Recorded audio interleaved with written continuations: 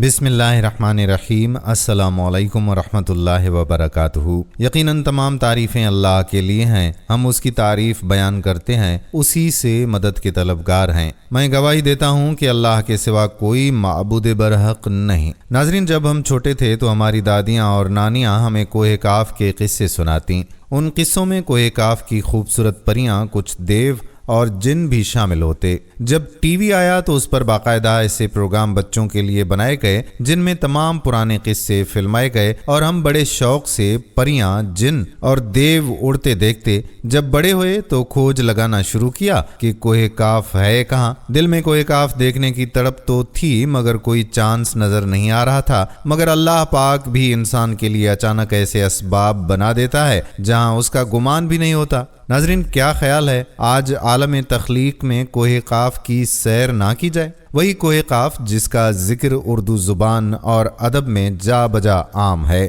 آپ میں سے کس کس نے کوہ کاف کا نام سنا ہے؟ یقیناً 20ویں صدی میں پیدا ہونے والے ہر عام اردو گو، اردو دان، پاکستانی اور ہندوستانی نے سنا اور پڑھا ہوگا۔ البتہ 21ویں صدی کی نسل نے شاید نہ سنا ہو، شاید سنا پڑھا ہو، یا شاید سنا اور پڑھا ہو اور بھول گئے ہوں۔ یہ وہی کوہ کاف کا علاقہ ہے جہاں کے جنات، دیو اور پریاں ہمارے بچپن سے خوابوں، خیالوں اور کہانیوں میں دکھائی دیتے تھے۔ سب سے بڑھ کر یہ کہ الف لیلہ میں اس کا جا بجا ذکر ملتا ہے۔ انتہائی ضخیم داستاں الف لیلہ اور لیلہ 1001 راتیں پڑھنا ہر کسی کے بس کی بات نہیں ہے۔ اکثر نے تو خلاصہ ہی دیکھا ہوگا، اور نہیں تو بچوں کی الف لیلہ نامی مختصر کتاب پڑھی ہوگی، اور ٹیلی ویژن پر عینک والا جن نامی ڈرامہ سیریز میں کوہ کاف کا ذکر بار بار سنا ہوگا۔ آج ہم بات کریں گے اسی کوہ کاف کے بارے میں۔ کیا یہ وادی جنوں کا دیس ہے یا کسی اور دنیا میں جانے کا کوئی پر اسرار راستہ ہے؟ کوہ کاف کی حقیقت کیا ہے؟ کیا معراج کی رات حضور اقدس صلی اللہ علیہ وآلہ وسلم اس جگہ گئے تھے؟ آپ صلی اللہ علیہ وآلہ وسلم نے معراج کی رات کس مخلوق کو اس جگہ پر اسلام کی دعوت دی تھی؟ حضرت ذوالقرنین کوہ کاف کی چوٹی پر کیسے پہنچے اور آپ نے ادھر حضرت اسرافیل علیہ السلام کو کیسے دیکھا؟ ان تمام باتوں کے متعلق جاننے کے لیے آپ سے گزارش ہے کہ ویڈیو کو اسکپ کیے بغیر آخر تک ضرور دیکھیے، اور اگر آپ ہمارے چینل پر نئے ہیں تو سب سے پہلے ہمارے چینل کو سبسکرائب کر لیں۔ ناظرین، کوہ کاف ایک زمرد کا مانا ہوا پہاڑ جسے ایشیائی لوگ دنیا کے ارد گرد خیال کرتے ہیں اور کہتے ہیں کہ آسمان اس کی اطراف سے محلق ہے۔ حال ہی کی تحقیقات کے موافق بحیرہ اسود کے شمالی حصے کا وہ پہاڑ جسے انگریزی میں کاکسس کے نام سے موسوم کرتے ہیں، وہ جگہ جہاں آدمی کا گزر نہ ہو سکے، نہایت دشوار گزار اور سنسان پہاڑ ہے جو دیو اور پریوں کا ایک فرضی مقام ہے۔ اصل میں کوہ کاف کوئی ایک پہاڑ نہیں، بلکہ یہ وسیع و عریض خطہ ہے جسے قفقاز اور کاکیشیا کے نام سے بھی جانا جاتا ہے۔ ناظرین، کوہ کاف پاکستان کے شمال میں سوویت یونین کی مختلف ریاستوں میں موجود ہے۔ ناظرین، ایک ایسی وادی ہے جو جنوں، دیو، پریوں، بھوتوں اور عجیب الخلقت مخلوقات کے متعلق جانی جاتی ہے۔ ایسا پہاڑ جہاں ہمیشہ اندھیرا رہتا ہے، چاند سورج کی روشنی وہاں کبھی نہیں پہنچتی، وہ وادی جہاں آج تک کوئی شخص نہیں پہنچ سکا۔ ناظرین، کوہ کاف کا نام سنتے ہی کئی گمشدہ عربی کہانیاں ذہن میں آتی ہیں، ایسی کہانیاں جو بادشاہوں کی حسین شہزادیوں سے شروع ہو کر جنوں اور پریوں کے زیر قبضہ ہیبت ناک قلعوں اور تسلم سے جڑی ہوتی ہیں۔ ایسی کہانیوں کا مرکز عام طور پر یہ ہوتا ہے کہ فلاں ملک کے طاقتور بادشاہ کی حسین اور نرم و نازک شہزادی کو کیسے جن یا دیو نے اغوا کیا اور کوہ کاف کی کسی وادی کے تاریک محل میں لے جا کر قید کر دیا۔ یہ کہانیاں عام طور پر ایران اور عرب علاقوں کی افسانوی اور ادبی کتابوں میں اہم مقام رکھتی ہیں۔ تحریری شکل میں موجود ہونے کے علاوہ یہ داستان سینہ بسینہ روایتوں کی شکل میں بھی منتقل ہوئی ہیں۔ کوہ کاف مشرق وسطیٰ اور عربوں کے مشہور افسانوں میں ایک افسانوی پہاڑی سلسلے کا نام ہے۔ اسلامی روایتوں میں کوہ کاف کو جنوں کا وطن کہا جاتا ہے جسے خدا نے چمکتے زمرد سے بنایا ہے، جبکہ ایرانی روایتوں کے مطابق یہ علاقہ شمالی قفقاز کے علاقوں میں تھا، جس علاقے کو انسانوں کی کوئی حکومت بھی آج تک قبضہ کرنے میں ناکام رہی، کیونکہ قدیم علم نے ان بلند پہاڑی علاقوں کو اسرار میں ڈھانپ رکھا ہے۔ کوہ قاف دراصل ایک طویل پہاڑی سلسلہ ہے۔ یہ زمین کا سب سے دور دراز مقام کہا جاتا ہے۔ کوہ قاف یا کاکیشیا کا خطہ نہ صرف روسی تاریخ میں بلکہ اسلامی تاریخ میں بھی بہت اہمیت رکھتا ہے۔ یہ سلسلہ کوہ ایشیا اور یورپ کے سمندروں بحیرہ اسود یعنی بلیک سی کے درمیان واقع ہے۔ بحیرہ اسود تو ایک چھوٹا سمندر ہے، مگر بحیرہ گیلان در حقیقت دنیا کی سب سے بڑی اور نمکین جھیل ہے۔ روس کا جنوبی حصہ قفقاز میں شامل ہے، جبکہ ایران کا شمالی حصہ قفقاز کے خطے میں ترکی کے شمالی مشرقی حصے میں بھی شامل ہے۔ یہ خطہ داستانوں میں زرتشت کی زمین اور سیمرغ نامی پرندے کی وجہ سے مشہور ہے۔ کہتے ہیں کہ کوہ قاف سرسبز زمرد پر مشتمل ہے، جس کے عکس نے آسمان کو سبز رنگ عطا کیا ہے۔ کوہ قاف کو جنوں کا شہر بھی کہا جاتا تھا، جہاں زمانہ قدیم میں جنات کی نسلوں نے بہت ساری حکومتیں قائم کی تھیں۔ امام قزوینی لکھتے ہیں کہ کوہ قاف کئی علاقوں میں منقسم ہے، جس میں 70 زمینیں چاندی کی ہیں، 70 زمینیں سونے کی ہیں اور 70 مشک کی ہیں۔ عربی کتابوں کے مطابق کوہ قاف پہاڑی سلسلوں میں سب سے اونچا تھا، جو اللہ پاک کی طرف سے زمین کو سہارا دینے کے لیے بنایا گیا تھا، اور اس دنیا میں جتنے بھی پہاڑی سلسلے ہیں تمام سلسلوں کی شاخیں زیر زمین کوہ قاف سے جڑی ہوئی ہیں۔ اس طرح کوہ قاف زمین کا سب سے بڑا پہاڑ ہے، تمام پہاڑی سلسلوں کا مرکز ہے۔ زکریا القزوینی نے 13ویں صدی میں عجائب المخلوقات اور غراب الموجودات نامی کتاب لکھی تھی۔ اس میں انہوں نے کوسمولوجی کے مطابق یہ نظریہ دیا کہ آسمان کو خدا نے تھام رکھا ہے تاکہ وہ زمین پر نہ گر پڑے۔ اس زمین کے چاروں طرف سے پہاڑوں کا ایک طویل سلسلہ ہے، جس میں کوہ قاف بھی شامل ہے، جو ان سلسلوں کو بوٹی کی طرح اپنی جگہ پر رکھتا ہے۔ اس طرح مشہور صوفی بزرگ جلال الدین رومی نے اپنی تحریروں میں کوہ قاف کا ذکر کچھ یوں کیا ہے کہ طاقتور بادشاہ سکندر ذوالقرنین نے آب حیات کی تلاش میں مشرق کا سفر کیا تھا، اور اس سفر کے دوران آپ کوہ قاف تک جا پہنچے تھے۔ جب آپ کوہ قاف تک جا پہنچے تو آپ نے دیکھا کہ وہاں فرشتہ اسرافیل قیامت کے دن سور پھونکنے کا انتظار کر رہے ہیں، اور اس بات کے متعلق ایک اور روایت بیان کی جاتی ہے کہ حضرت ابن عباس فرماتے ہیں کہ رسول اللہ صلی اللہ علیہ وآلہ وسلم ہمارے پاس تشریف لائے جبکہ ہم مسجد نبوی میں حلقہ بنا کر بیٹھے ہوئے تھے۔ ہمیں آپ صلی اللہ علیہ وآلہ وسلم نے فرمایا کہ کیا کر رہے ہو؟ ہم نے عرض کیا کہ ہم سورج کے متعلق غور کر رہے ہیں کہ وہ کیسے طلوع ہوتا ہے اور کیسے غروب ہوتا ہے۔ فرمایا تم نے اچھا کیا، اس طرح سے مخلوق میں فکر کرو، کیونکہ اللہ جس کے لیے جو چاہتا ہے پیدا کرتا ہے۔ تم اس سے تعجب کرو کہ کوہ قاف سے آگے 7 سمندر ہیں، ہر سمت 500 سال سفر کرنے کے برابر طویل ہے، اور اس کے آگے 7 زمینیں بھی ہیں جن کا نور ان کے باسیوں کے لیے چمکتا ہے، اور کوہ قاف کے آگے 17,000 مخلوقات ہیں جو عورتیں ہیں، ان کو پرندوں کی شکل میں پیدا کیا گیا ہے۔ یہ مخلوق اور ان کا بچہ پیدا ہوتے ہی ہوا میں اڑنے لگتے ہیں، اور یہ اپنی تسبیح کی ادائیگی میں ذرا برابر بھی غفلت نہیں کرتے۔ ان کا کھانا بھی ہوا، ان کا پینا بھی ہوا، ان کا لباس بھی ہوا ہے، ان کے برتن بھی ہوا کے ہیں۔ وہ یہ نہیں جانتے کہ اللہ نے حضرت آدم علیہ السلام کو پیدا کیا ہے، اور ابلیس کو بھی نہیں جانتے، اور نہ ہی ابلیس کی اولاد کو جانتے ہیں۔ اللہ نے کوہ قاف کو دنیا کی جلد کے طور پر تخلیق کیا ہے۔ یہ تمام دنیا اس پہاڑ کے درمیان میں سے ایسے موجود ہے جیسے ایک انگلی۔ کوئی انسان وہاں پہنچ نہیں سکتا، کیونکہ وہاں پہنچنے تک 4 مہینے اندھیرے سے گزرنا پڑے گا۔ یہ وہ پہاڑ ہے جہاں کوئی سورج نہیں، کوئی چاند نہیں، یہاں تک کہ یہ لوگ چاند سورج کے بارے میں نہیں جانتے کہ اللہ نے چاند اور سورج کو بھی تخلیق کیا ہے۔ جو روشنی ان تک پہنچتی ہے وہ کوہ قاف پہاڑ کی روشنی ہے، اور وہاں موجود لوگ جڑی بوٹیاں کھاتے ہیں، ان کے بدن پر کوئی کپڑا نہیں ہوتا۔ صحابہ نے پوچھا کہ یا رسول اللہ صلی اللہ علیہ وآلہ وسلم، کیا وہ لوگ فرشتے ہیں؟ آپ نے ارشاد فرمایا نہیں، وہ فرشتے نہیں ہیں، لیکن اللہ پاک سے ان کی فرما برداری بالکل فرشتے کی طرح ہے۔ پھر آپ صلی اللہ علیہ وآلہ وسلم نے فرمایا کہ معراج کی رات کو ان کی ملاقات کوہ قاف کے لوگوں سے ہوئی تھی، دی اور وہاں کے لوگوں نے آپ کے اسلام کو قبول کرنے کی دعوت کو قبول کیا اور وہ مسلمان ہو گئے۔ صوفیہ کرام کے نزدیک دراصل کوہ قاف اس زمین میں موجود کوئی پہاڑ نہیں ہے،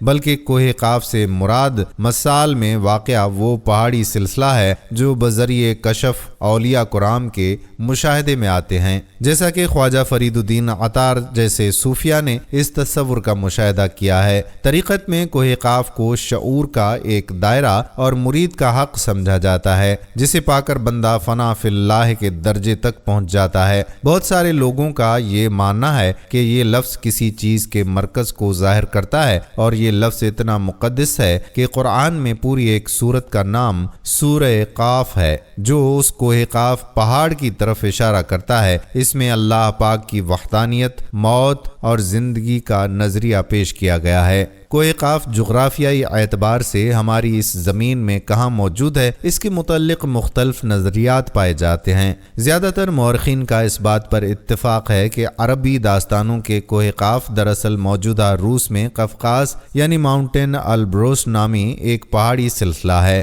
یہ علاقہ یورپی روس میں بحر اسود اور بحیرہ قزوین کے درمیان ایک حصہ ہے، جس میں آرمینیا، آذربائیجان، داغستان، روس اور چچنیا جیسے ملک شامل ہیں۔ یہ علاقہ قدرتی حسن سے مالا مال ہے، جہاں جانوروں اور پرندوں کی بے شمار اقسام پائی جاتی ہیں۔ کوہ قاف کے پہاڑی سلسلے کی بلند ترین چوٹی ماؤنٹین البروس ہے، جو 18,506 فٹ یعنی 5,642 میٹر بلند ہے۔ یہ واضح نہیں ہے کہ کوہ قاف کا سلسلہ یورپ میں ہے یا ایشیا میں، اس لیے کہ پہاڑی سلسلہ کافی طویل ہے، جو تقریباً 1100 کلومیٹر لمبا اور 160 کلومیٹر چوڑا ہے۔ کوہ قاف کے شمالی دامن میں واقع چچنیا کی چھوٹی سی جمہوریہ، جس کا رقبہ 15,000 مربع کلومیٹر ہے اور آبادی 10 لاکھ سے بھی کم، صدیوں سے روس سے نبرد آزما رہی ہے۔ کوہ قاف کا یہ پورا علاقہ 16ویں صدی سے صفوی ایران سلطنت عثمانیہ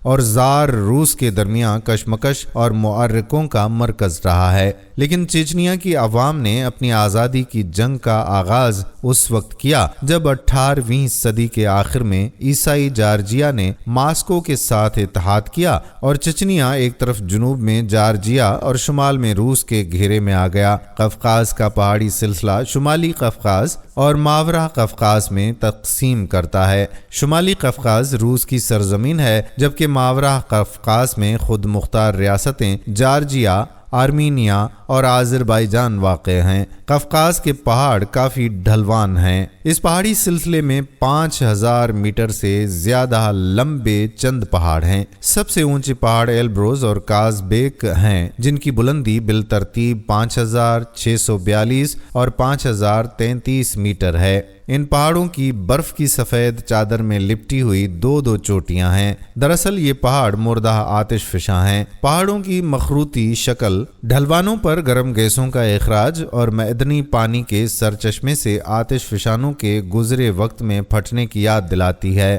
اس علاقے میں معدنی پانی کے سرچشموں کی بہتات ہے۔ سب سے مقبول سرچشموں کے نام نارزان، برزورمی اور یاسین دوکی ہیں۔ ان کے قریب مشہور صحت گاہیں اور تفریحی مقامات واقع ہیں، جہاں روسی لوگ سوویت زمانے سے آرام و تفریح کرنا پسند کرتے ہیں۔ یہاں آبشاریں اور چھوٹے چھوٹے چشمے دیکھ کر ایسا معلوم ہوتا ہے گویا جنت زمین پر اتر آئی ہے۔ یہاں انسانی آبادی بہت کم ہے۔ یہ پہاڑی سلسلہ ایشیا کو یورپ سے جدا کرتا ہے۔ اگر کوہ قاف کو خلائی سیٹلائٹ سے دیکھا جائے تو علاقہ سفید پٹی جیسا نظر آتا ہے۔ شمالی قفقاز کے حالات موسمی طور پر متعدل ہیں۔ اونچے پہاڑ گرم جنوبی ہواؤں کو وہاں نہیں آنے دیتے، جبکہ یوں ٹھنڈی شمالی ہوائیں اس علاقے تک نہیں پہنچتی۔ جاڑے میں شمالی قفقاز میں کڑاکے کی سردی نہیں پڑتی اور گرمیوں میں دریائے کوبان کی وادی میں چاول جیسی فصل اگانے کے لیے سازگار حالات ہیں۔ وہاں سے شمال کی طرف چاول اور کہیں نہیں اگایا جا سکتا۔ شمالی قفقاز میں بہت زیادہ گلیشیئر موجود ہیں۔ موسم بہار میں جب ان کی برف پگھلنے لگتی ہے تو مقامی دریا پانی سے بھر جاتے ہیں، اس لیے سوکھے علاقے میں پانی کی قلت کا مسئلہ کبھی پیدا نہیں ہوتا۔ شمالی قفقاز کے سب سے بڑے دریا کوبان اور تحریق ہیں۔ قفقاز صحت بخش ہوا کا ایک ذخیرہ ہے اور اس کے مناظر کو بے حد حسین قرار دیا جائے تو مبالغہ نہیں ہوگا۔ روس کے کوہ پیماؤں کو قفقاز سے بڑا لگاؤ ہے۔ اکثر کوہ پیما ایلبروس کو سر کرنے کی کوشش کرتے ہیں۔ قفقاز کی وادیوں میں کوہ پیماؤں کے کئی کیمپس ہیں اور مقام تبردہ اور دمبی میں پہاڑی اس کی انگ کے اڈے قائم ہیں۔ شعبہ سیاحت کے لحاظ سے قفقاز کے پہاڑی سلسلے کی صلاحیت یورپ کے کوہ الپس سے کچھ کم نہیں ہے، جبکہ بعض محققین کا یہ خیال ہے کہ قفقاز انٹارکٹیکا کے ویران اور برفیلے علاقے میں موجود ہے جو ہمیشہ بادلوں اور اندھیروں سے ڈھکا ہوا ہے، جبکہ کچھ لوگ قدیم دور کی اٹلانٹسٹی کو ہی کوہ کاف قرار دیتے ہیں جو کسی بڑے عذاب کی وجہ سے تباہ ہو چکا ہے۔ جدید فزکس کی نئی دریافت ڈائمینشن بھی کوہ کاف کو سمجھنے میں آسانی پیدا کر سکتی ہے۔ دراصل فزکس کی جدید تحقیق کے مطابق ہماری اس کائنات میں کل 11 ڈائمینشنز موجود رکھتی ہیں، جبکہ ہم انسان صرف 3 یا 4 ڈائمینشن میں زندگی گزار رہے ہیں، کیونکہ ہم ٹائم اور اسپیس کی قید میں زندگی گزارتے ہیں۔ ان مزید ڈائمینشنز میں اتنے سیارے، اتنے ستارے اور دنیایں آباد ہیں کہ جس کا علم صرف اللہ تبارک و تعالی کو ہی ہے۔ محققین کے مطابق روح کی دنیا، عالم برزخ اور جنت جہنم انہی ڈائمینشن سے موجود ہے جن میں انسان موت کے بعد جاتا ہوتا ہے۔ ممکن ہے کہ کوہ کاف بھی انہی 11 ڈائمینشنز میں سے کسی ایک ڈائمینشن میں موجود ہو جہاں نسل انسانی کا قدم رکھنا ممکن نہیں۔ پاکستان اور ہندوستان اور ایران میں کوہ کاف کے متعلق جنوں اور پریوں کے بے شمار قصے مشہور ہیں جو نہ صرف عوام میں سینہ بسینہ منتقل ہوتے رہے ہیں بلکہ بچوں کی کہانیوں میں باقاعدہ لکھے جا رہے ہیں۔ ہو سکتا ہے کہ اس میں کچھ صداقت بھی ہو سکتا ہے کہ یہ ویران جگہ جنات یا پھر کسی اور مخلوق کا مسکن ہو، لیکن تصدیق کرنا مشکل ہے۔ باقی اللہ ہی بہتر جانتا ہے کہ اس میں کتنی سچائی ہے۔ محتاط ترین اندازے کے مطابق اس وقت دنیا میں 87 لاکھ مخلوقات موجود ہیں۔ کون سی مخلوق کہاں آباد ہے اس کو جاننا سائنس کا بہت بڑا مشن ہے۔ وہ ہر لمحہ کچھ نیا جاننے کی جستجو میں ہیں۔ اگر ہم ان مخلوقات میں انہیں بھی شمار کریں، ماضی میں جنوں نے اس زمین پر زندگی گزاری ہے اور پھر ہمیشہ کے لیے ختم ہو گئے۔ مثلا میمتھ، بڑے بالوں والی ہاتھی اور ڈائناسور، تو ان کی تعداد 5 ارب تک جا پہنچتی ہے۔ دنیا بھر میں اگر 2 لاکھ شیر پائے جاتے ہیں تو اس 5 ارب میں وہ صرف ایک ہی گنے جائیں گے۔ 7 ارب انسان بھی ایک ہی مخلوق شمار ہوں گے۔ 87 لاکھ کی تعداد صرف ایک اندازہ ہے جو اب تک جمع کیے گئے ڈیٹا کی بنیاد پر سائنسدانوں نے قائم کیا ہے، ورنہ ہم ان سب کو گن نہیں سکتے۔ اندازہ اس سے لگائیے کہ اس وقت جو 87 لاکھ مخلوقات زندہ ہیں ان میں سے صرف 20% کو انسان ایک نام دے سکا ہے،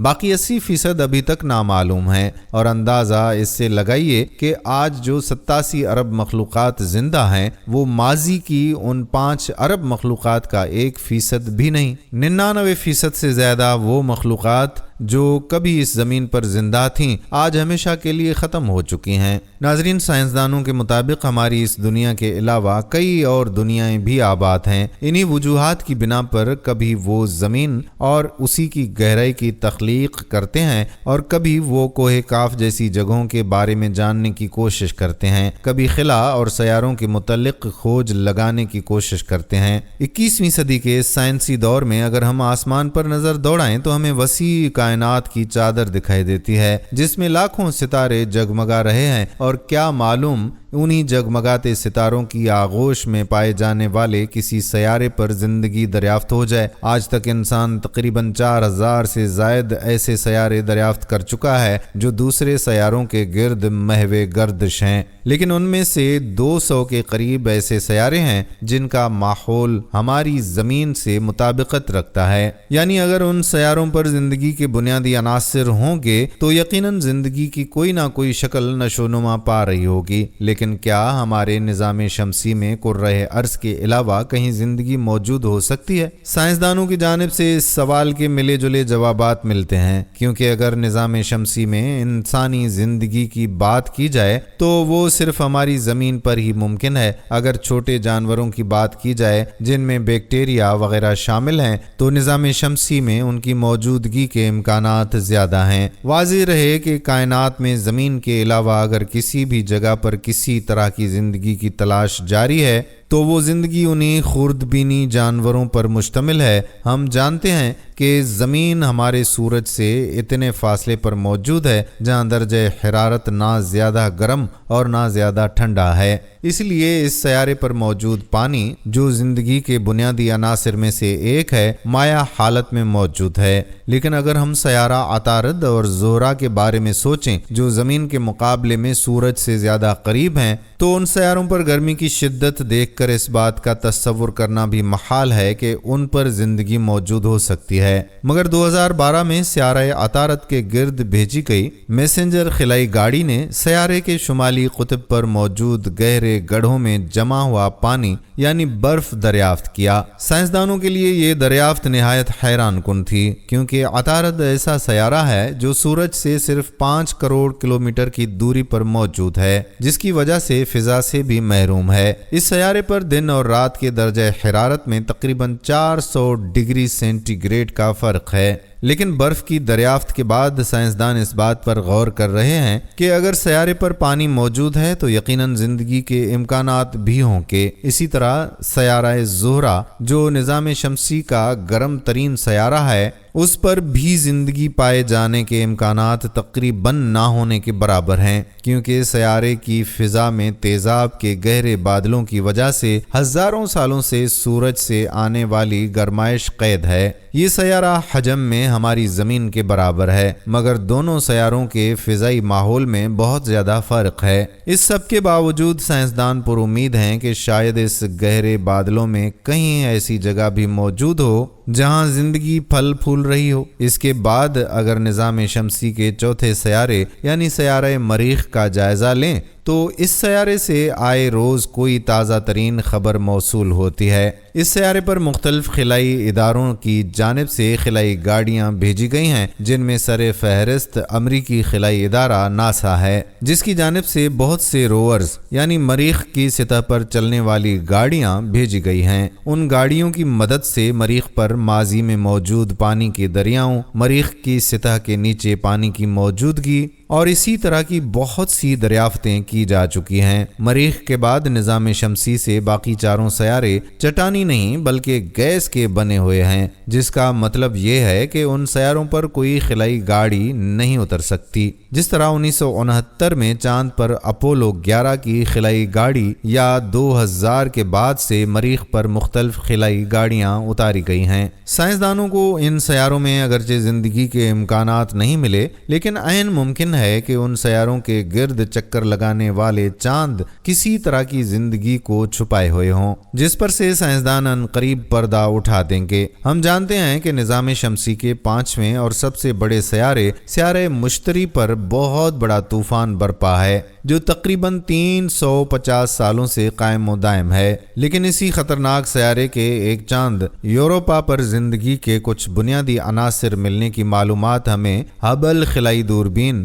اور اس سیارے کے گرد بھیجی گئی بہت سی خلائی گاڑیوں سے ملی ہیں۔ لیکن مشتری کے اس چاند پر زندگی کی تلاش کے لیے امریکی خلائی ادارہ ناسا چند سالوں میں ایک خلائی مشن بھیجے گا۔ اس مشن کو یوروپا کلپر کا نام دیا گیا ہے۔ مشتری کی طرح زحل کا ایک چھوٹا اور برفیلا چاند اینسلا 10 بھی اپنی 15 سے 20 کلومیٹر موٹی برف سے بنی کرسٹ یعنی باہری سطح کے نیچے گرم پانی کے سمندر چھپائے ہوئے ہے، جس میں بہت سے نامیاتی مالیکیولز بھی موجود ہیں۔ اس چاند پر گرمائش، مائع حالت میں پانی اور نامیاتی مالیکیولز تینوں ہی عناصر موجود ہیں، جس سے اس پر زندگی کے امکانات بہت زیادہ ہیں، کیونکہ یہی تینوں چیزیں زندگی کے لیے بنیادی عناصر کے طور پر لی گئی ہیں۔ نظام شمسی کے آخری دونوں سیاروں نیپچون اور یورینس کے گرد چاند تو ہیں، لیکن ان دونوں سیاروں کے لیے ابھی تک کوئی مخصوص مشن نہیں بھیجا گیا۔ ان دونوں کی تصویریں پہلی مرتبہ 1980 کی دہائی میں وائجر خلائی گاڑیوں سے بھیجی تھیں۔ باوجود اس کے کہ ان سیاروں پر موجود زندگی اگر کوئی ہے اس کے بارے میں ہمارے پاس کوئی زیادہ معلومات نہیں، لیکن ہاں یہ ضرور معلوم ہے کہ ان سیاروں پر بارشیں ہوتی ہیں اور وہ بھی ہیروں کی بارش۔ تو اگر ان سیاروں کے چاندوں میں سے کسی پر بھی زندگی موجود ہے تو ہو سکتا ہے کہ یہ بارش کی بوندوں کی شکل میں برسنے والا ہیرا ان کے لیے فائدہ مند ثابت ہو۔ سائنسدان اس کوشش میں سالوں سے لگے ہوئے ہیں کہ انہیں اس دنیا اور اس دنیا سے باہر کی چیزوں کے متعلق کچھ نیا جاننے کو ملے۔ اس دنیا اور اس کی چیزوں میں غور و فکر کی تلقین تو اللہ پاک نے ہم مسلمانوں کو خصوصاً کی ہے، اور ساتھ ہی ہمیں یہ بھی بتا دیا گیا ہے کہ اس سب میں تمہارے لیے نشانیاں ہیں تاکہ تم اپنے خالق حقیقی اور مقصد زندگی کو پہچان سکو۔ ارشاد ربانی ہے، زمین میں بہت سی نشانیاں ہیں یقین لانے والوں کے لیے اور خود تمہارے وجود میں ہیں، کیا تم کو سوجتا نہیں؟ ناظرین، یہ چھوٹا سا سیارہ جس کے اوپر ہم رہتے ہیں یہ ایک بہت بڑی نمائش گاہ ہے۔ ان آیات و عجائبات کے لیے جو اس میں اللہ نے رکھے ہیں، اس نمائش گاہ میں اس دنیا کے عجائبات میں سے بہت ہی کم ابھی تک نمائش کے لیے رکھے جا سکے ہیں۔ آئے دن نئے نئے انکشافات ہوتے رہتے ہیں اور نئے نئے عجائبات ہمارے سامنے آتے رہتے ہیں۔ اسی قسم کی ایک نمائش گاہ خود ہماری ذات ہے، نفس انسانی، اس کی پر اسرار نفسیاتی دنیا۔ اس حضرت انسان کے اندر بھی اس کائنات کے اسرار موجود ہیں، صرف زمین کے اسرار نہیں بلکہ پوری کائنات کے اسرار۔ ان دو نمائش گاہوں کی طرف ان آیات میں مختصر اشارہ ہے کہ ان دونوں نمائش گاہوں کے دروازے تمہارے لیے کھولے جا رہے ہیں، لیکن فائدہ اسی شخص کو ہوگا جو ان کو دیکھنا چاہے اور جو یقین کرنا چاہے اور اپنی زندگی کی نعمتوں اور خوشیوں سے بھرنا چاہے، جو علم و معرفت اور دانائی اور عبرت حاصل کرنا چاہے، جن سے اس کا دل زندہ ہوگا اور عمر زیادہ ہوگی۔ اللہ نے اپنا یہ کلام اس طرح بنایا ہے کہ اس کی مخلوقات میں سے ہر سطح کے لوگ اس سے فائدہ اٹھا سکیں۔ ہر صورتحال اور ہر قسم کے معاشروں کے لیے وہ رہنمائی ہے۔ ہر شخص، ہر نفس اور ہر سطح کی عقل و ادراک کے لیے اس کلام میں ہدایت اور دلچسپی اور علم ہے۔ ہر شخص اپنی عقلی قوت ہاضمہ کے مطابق اس سے استفادہ کر سکتا ہے۔ جوں جوں انسان علم و معرفت میں ارتقائی منازل طے کرتا ہے، جوں جوں اس کا دائرہ ادراک وسیع ہوتا ہے، اس کی معلومات بڑھتی ہیں، اس کے تجربات آگے بڑھتے ہیں اور وہ نفس اور کائنات کے اسرار حاصل کرتا ہے تو اس کا حصہ اس قرآن میں بھی بڑھ جاتا ہے، اس کے علوم قرآنی میں اضافہ ہوتا ہے اور اس کی زاد راہ اور اس کا رزق اس قرآن میں بڑھ جاتا ہے۔ یہ وہ کتاب ہے جس کے عجائبات ختم نہیں ہوتے اور زیادہ استعمال سے یہ پرانا نہیں ہوتا۔ یہ وہ الفاظ ہیں جو اس کے بارے میں حضور اکرم صلی اللہ علیہ وآلہ وسلم نے فرمائے، کیونکہ اس کے اسرار و رموز سے زیادہ واقف حضور ہی ہیں۔ یہ زندہ تجربہ تھا جو آپ کو قرآن کے بارے میں ہوا اور جس کو آپ صلی اللہ علیہ وآلہ وسلم نے ان الفاظ میں بیان کیا۔ جن لوگوں نے پہلی مرتبہ قرآن کو سنا تھا انہوں نے اس کائنات میں پائے جانے والے دلائل و نشانات کو اور خود ان کے نفوس کے اندر جو دلائل و نشانات تھے ان کو